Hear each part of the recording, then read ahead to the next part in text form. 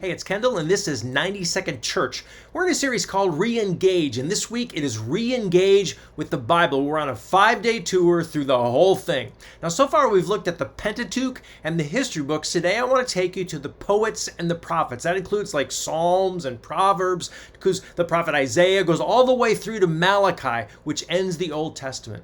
Now, the poets and prophets had many things to say about knowing God, but if I had to sum them all up, I would choose the prophet Joel, chapter 2, verses 12 and 13. This is what God says, "Turn to me now, while there is still time. Give me your hearts." And then Joel adds, "Return to the Lord your God, for he is merciful and compassionate, slow to get angry, and filled with unfailing love."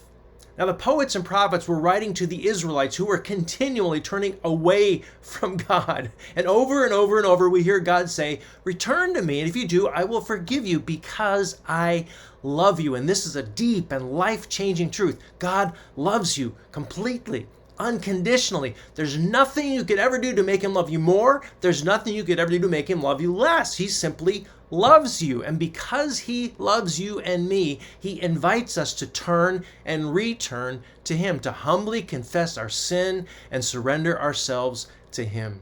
Jesus put it this way in Revelation 3:20. He says, "Look, I stand at the door and knock. If anyone hears my voice and opens the door, I will come in." So here's my question for you today. How do you need to turn or return to God through Jesus? And what's keeping you from taking that step? Don't hold back any longer. The invitation is there. It's up to you to accept it. We'll talk to you soon.